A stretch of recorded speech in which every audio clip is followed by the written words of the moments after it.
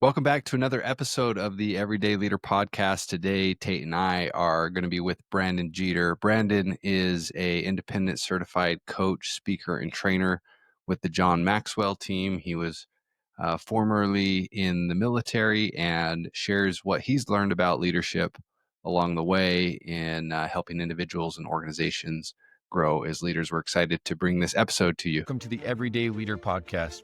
Leadership is a choice. Join me, Matt, and my co-hosts Drew and Tate each episode as we break down how to lead powerfully in your family, team, and organization. Welcome to today's episode of the Everyday Leader podcast. Tate and I are super excited to have Brandon Jeter with us.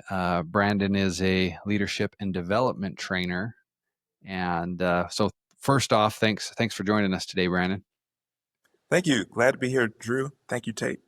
Yeah, we talked a little bit about this together already, but for our listener who, may not know what a leadership or development trainer is or does, like, could you speak a little bit to that? Absolutely. So, in my role as a leadership development trainer, I go into organizations and I help improve or help bridge the leadership gap, particularly with entry level and middle management leaders.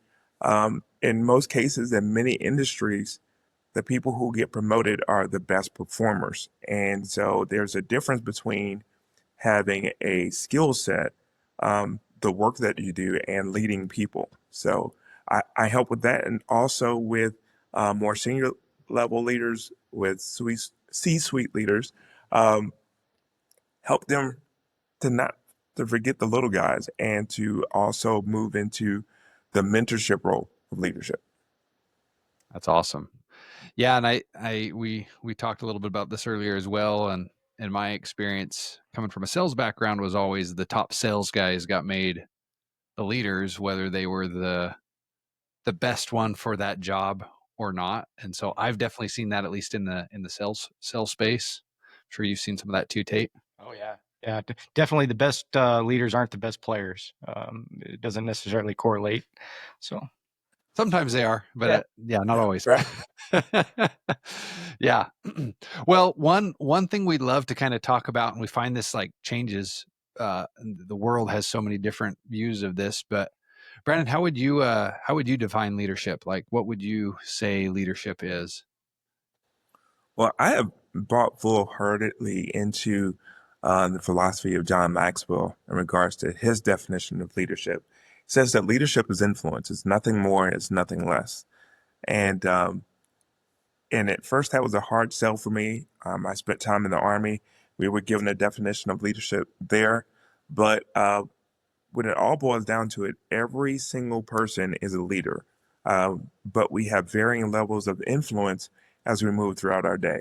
So if you are head of household, that's one level of leadership. But if you go work for someone, that leadership level has probably moved down, but your influence varies from place to place.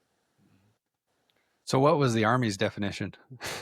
If I can recite it correctly, the Army's definition of leadership is basically to use your knowledge, skills, ability to complete a task with purpose and motivation. And I agreed with that, but the Army tended to have tools that other agencies and other organizations didn't have, and that was called the Uniform Code of Military Justice. And so that was a legal system that backed up anyone that was in a position of leadership. So disobeying an order, not following leadership, could cost you financially and also criminally. So they had a different way of influencing compared to, think about a nonprofit organization. No one has to be there. So you have to rely completely on influence, because people can say, thank you, I had enough, and walk out the door, and there's nothing you can do about it. I really like that you point out that distinction too, because like, I mean, even in business, I think sometimes there's leadership because, I only listen because of my job depends on me doing what this person tells me, even though I might do it half-heartedly or not have my heart in this. So yeah, I like that you point that out. Yeah. No, Absolutely. in college, so I have a leadership degree, and they actually made us take a course on leading volunteers. And so, yeah, because it is a completely different game than when you got actual strings attached in some way. So, Absolutely. Um, when you're leading a nonprofit, a volunteer organization, you have to be persuasive in your speech. You have to be very reluctant to use ultimatums, um, and also play to people's skill set. Again, influencing leadership. It's easier if I say, "Hey, Drew, you're really good at sales. I was wondering, could you help us with our marketing program?"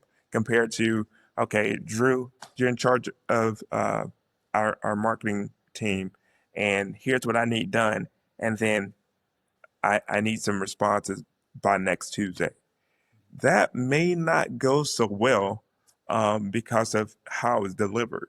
But if I can speak to your strengths, I acknowledge your competence, I acknowledge your skill set, and I think you're the best fit.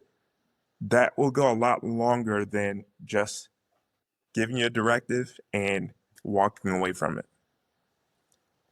I'm curious, Brandon, you made the comment that initially you didn't agree with the John Maxwell way. Is that because of your time spent in the Army, or like I don't know the right word, what converted you, I guess, to that that definition Yes. of leadership?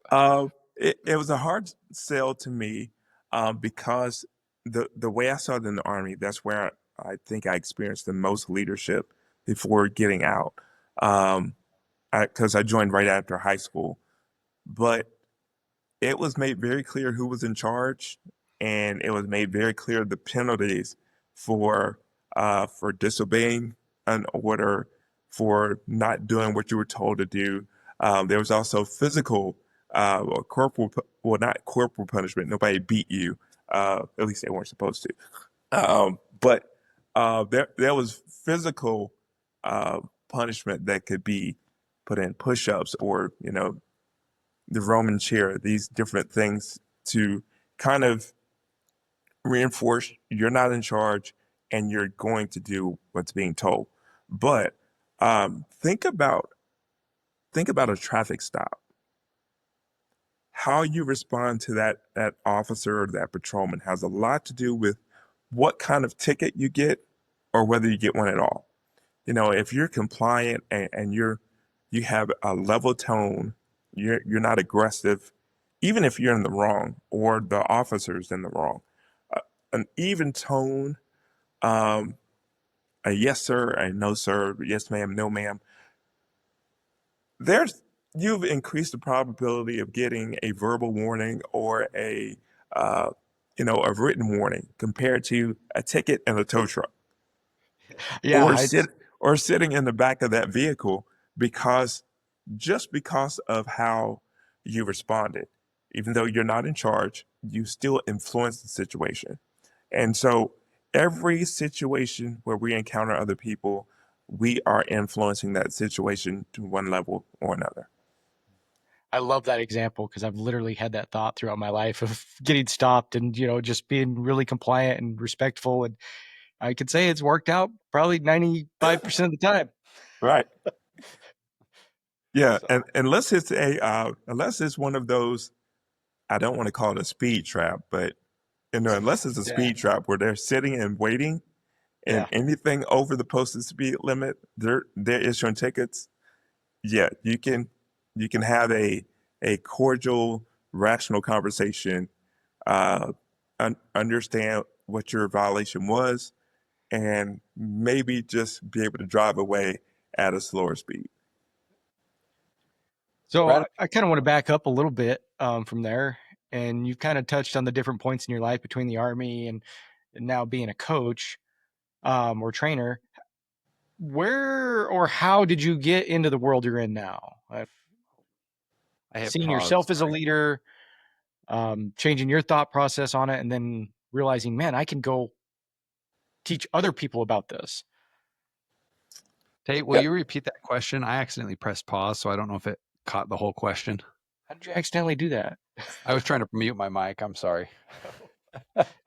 Yeah, I'm gonna have to. We re-asked that question. Apologize. Yeah, yeah. So I want to back up a little bit and kind of understand. You've touched on being in the military, and now you're a trainer and coach around leadership. But how did we evolve to that? How did your mindset shift? When did you decide and realize that, man, I'm personally a leader, and recognize that, man, maybe I can go share this with other people and have an impact? Great question, Tate. I've always been drawn toward leaders. That's kind of hard to articulate when it first happened, but I've always admired people who are in charge. And then I guess, as a child, as a teenager, it kind of evolved like, I like this leader, I don't like this leader. I like the way they lead, I don't like the way this other person or other people lead. And once I started hearing thought leaders, and I don't even think that's what they were calling them at the time, but some of the original influencers talk about how to help people, and I've always enjoyed helping people. Um, I like training people on how to do different things, and so my ROTC program in high school gave me an opportunity to really work on leadership, and I like teaching what we call drill and ceremony. That's all the sharp military movements that soldiers make, or in that case, cadets.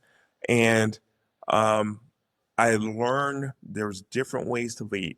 Leading wasn't just yelling. It wasn't just being the top person in charge, but learning that there are different ways to engage people and get the results that you desire.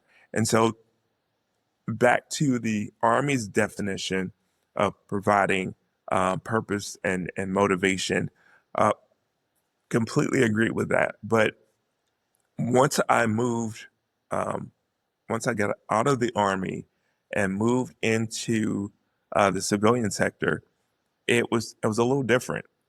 People could actually take time off and not have to give you a full explanation. People could say, "I'm not coming in today," and charge sick leave, and there's not really much you can do about that.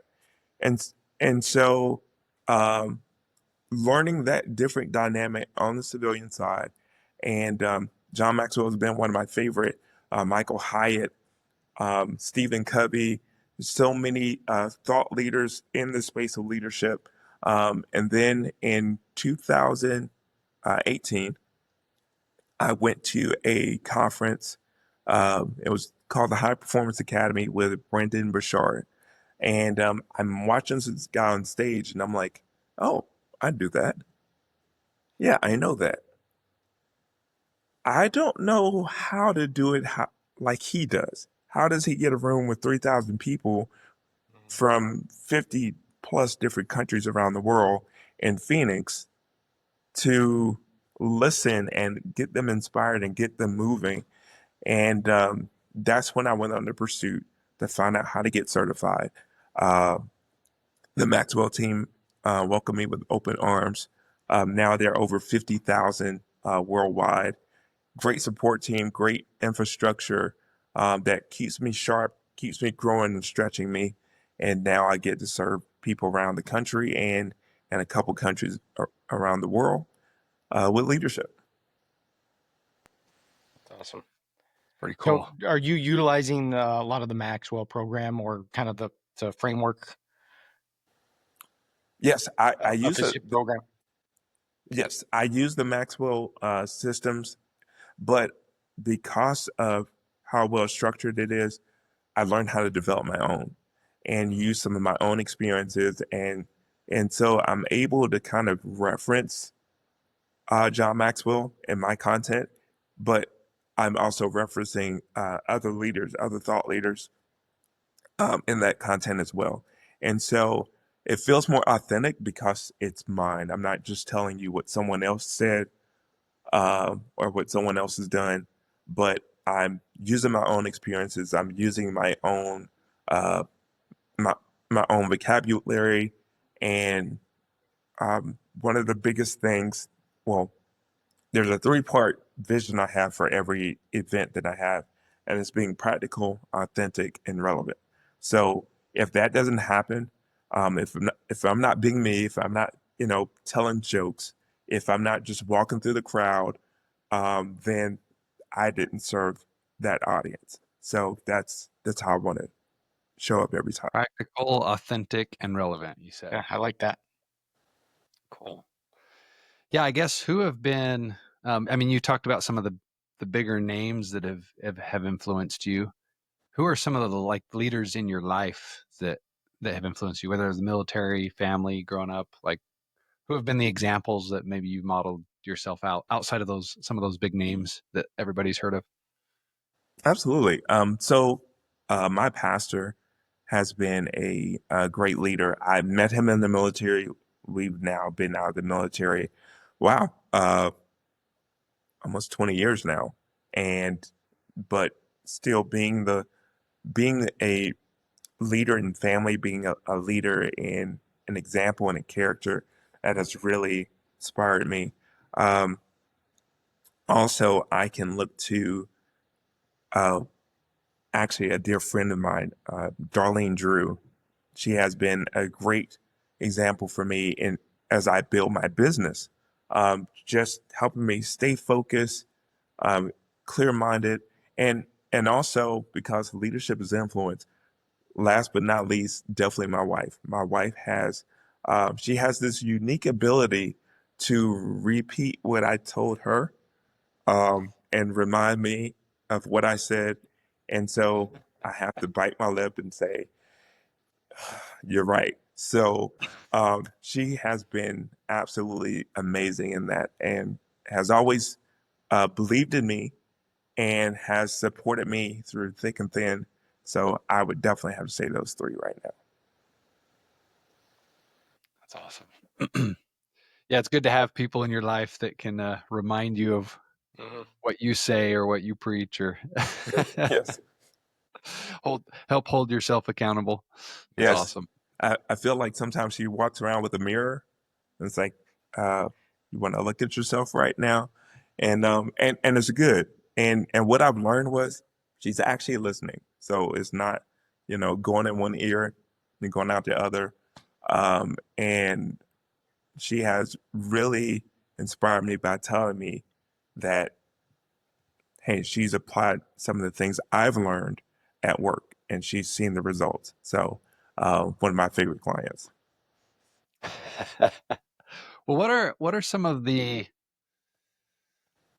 like, if we have a listener that, hey, I want to become a better leader, or I want to be a better influencing others, what are some of like the basic things or most fundamental things that you'd start with, or say like, hey, this is what you've got to nail or get right, or where you can start to like level up as a leader?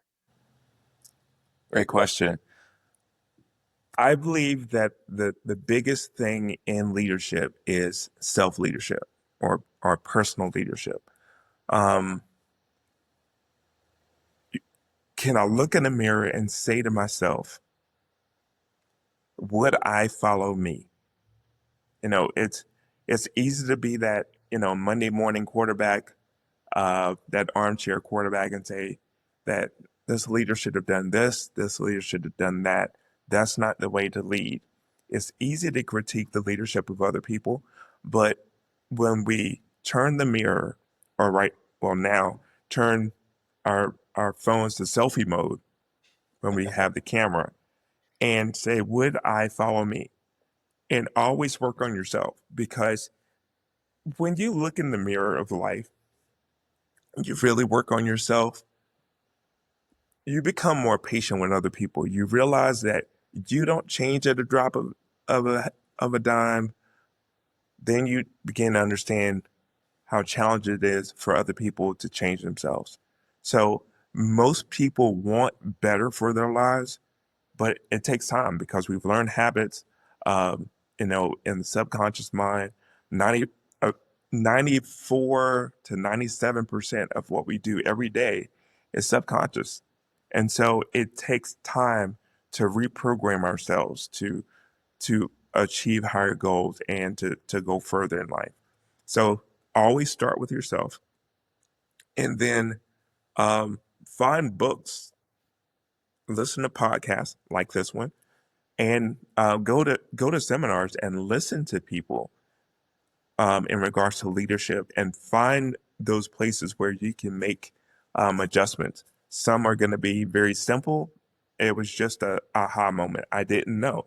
And then others, they're going to challenge your philosophies. They're going to challenge uh, your personal views, and it's going to take effort to implement.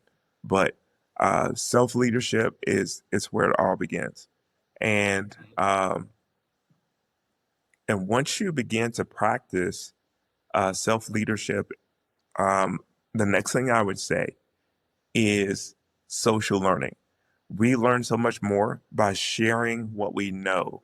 So, you read something insightful in a book or hear it on a podcast, share it with someone. That way you can really think it out, because you have to articulate it in a way that that makes sense. And sometimes you may have to say it two or three different ways, but you're actually learning at the same time. And find other people who are interested in growing themselves, and create a network or a community.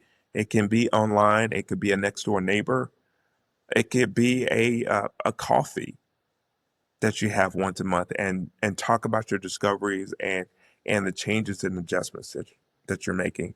And I think that's a great place to start with leadership. Yeah, I absolutely love that. Would you follow me, and looking in the mirror? I don't know that I'd ever heard it said quite like that. We've heard look in the mirror and those kinds of things, but I love that. Would I follow me? One of the other thoughts coming to mind right now is earlier today, me and Drew were talking about, he was sharing one of his wins recently, and just completely reiterates what you were talking about, and getting in the right rooms. And that's to help yourself level up and be a leader, but also to surround yourself with just good, like-minded people that are headed in the same direction. And I think that's so important and hard to put a value on. It's huge. Absolutely. I'd love I've heard it said so many times: if you're the smartest person in the room, you're in the wrong You're room. in the wrong room. And and many times you just can't grow, because uh, we sometimes we like being the big fish in the small pond. It feeds our ego. It kind of sometimes it inflates our ego. But if we just make a make it a goal to get in a room where you're the rookie, you're the least experienced, you're the least knowledgeable. I have found that the best leaders love sharing their knowledge, and so get in those rooms, get in those spaces, and just glean and learn how to ask good questions.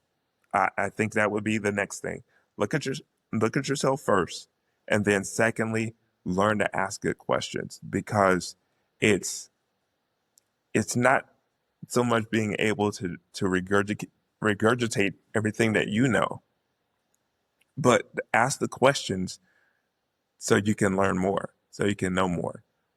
Because the experience of someone who's been there, done that, if I'm in a room with Mark Cuban and they're talking about money, I'm going to be very quiet, because he's lost more money than I've ever had.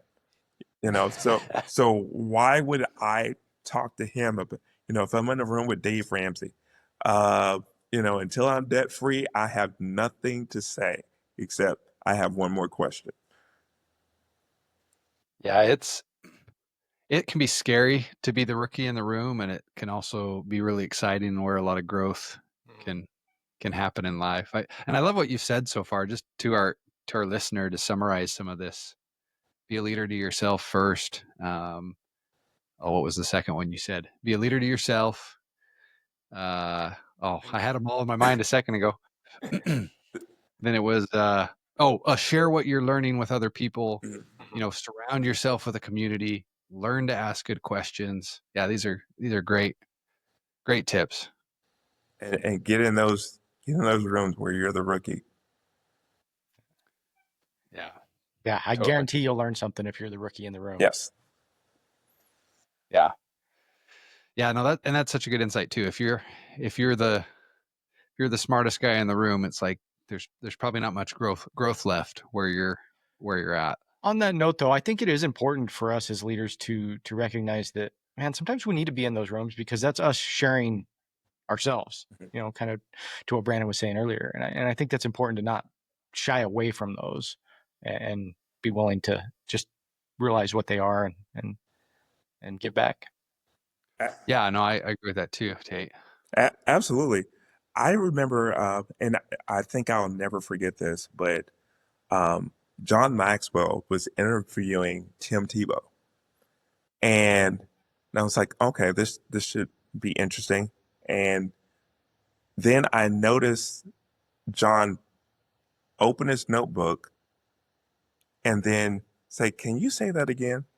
So I'm watching John Maxwell, who's in his 70s, has more leadership experience than Tim Tebow has life, and he's asking him questions.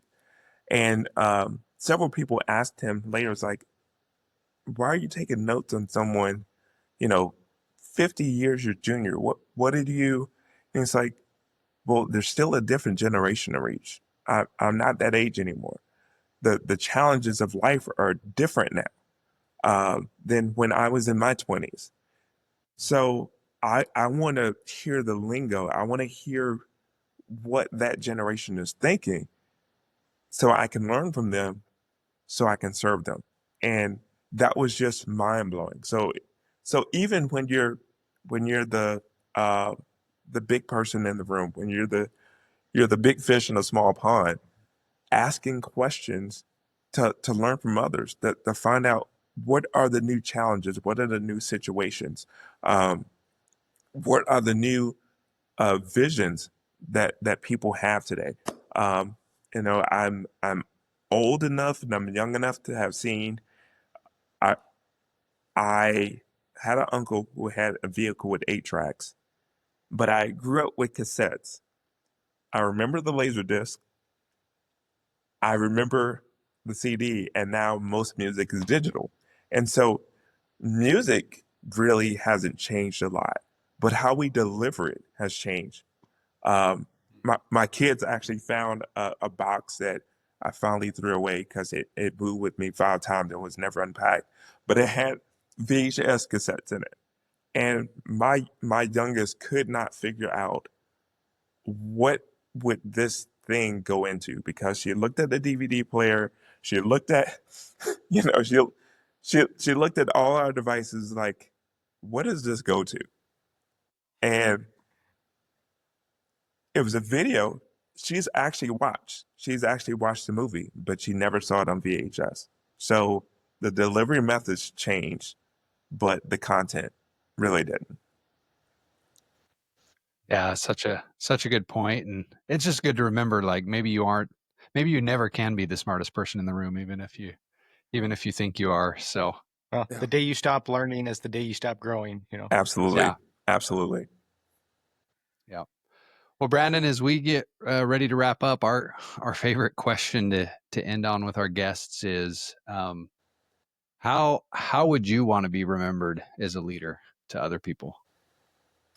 Well, I want to be remembered as the person who cared, the person who always helped, and the person who wouldn't give up on them. I think those would be the the biggest compliments uh, that I could ever receive. That I cared. Um, I've in recent years I had to learn the balance of not over caring. I've found myself in situations where I care more than the person who had the challenge, and I was drained. because that kept pouring, not realizing till later that there was a lid on that cup. And so it doesn't matter how much you pour if there's a lid, but if there's a small opening, you can pour into people. So, but I cared, I helped, and I didn't give up. I love that. Yep. I think that would be a great thing for anyone to model Thank who you. wants to be a leader. Well, Brandon, we appreciate you coming on today and sharing some of your insights. And hopefully this won't be the last time we have a conversation about leadership with you. And yeah, appreciate everything you shared. And yeah, great insights. Listen to this again. Listen to things more than once, and you'll hear some good themes repeated, and great way to learn from it. Tate, any last thoughts? No, I just want to thank Brandon for taking the time today. I love these conversations, and it's always great to hear from new people. And so thank you. Well, Awesome. thank you so much for having me, and I really enjoyed the conversation as well. Brandon, I guess before we wrap up, if we have a listener that wants to get in touch with you, or any work or anything you're promoting right now that you'd want to share. Well, sure. You can reach me at bjeter, that's BJETER, at bsi-solutions.com. And that email comes directly to me. And my website is the1degreedifference.com. That's THE, the number 1, degreedifference.com. And that website, you can see the type of work I do in the personal development and in the corporate space. And that's where I am. Awesome. Well, we'll make sure to include that in the show notes. And yeah, and for everybody listening, go follow Brandon. You wouldn't believe, Tate, how many times I get that. I've been on stage. Yeah, it just kind of flows off the tongue. We almost made it through the interview without making a mistake. And that was one of my superheroes too. I was in middle school when Derek Jeter got drafted, and I was so happy. Didn't know anything about him. I was just glad that someone with the last name Jeter was famous. Jeter. And so that helped eliminate Jeter Pumpkin Eater. You've probably never been called that in your life, but I have. And a whole bunch of other nicknames that I don't think is appropriate for the podcast. But yes, I was so glad when he joined the MLB. That's awesome.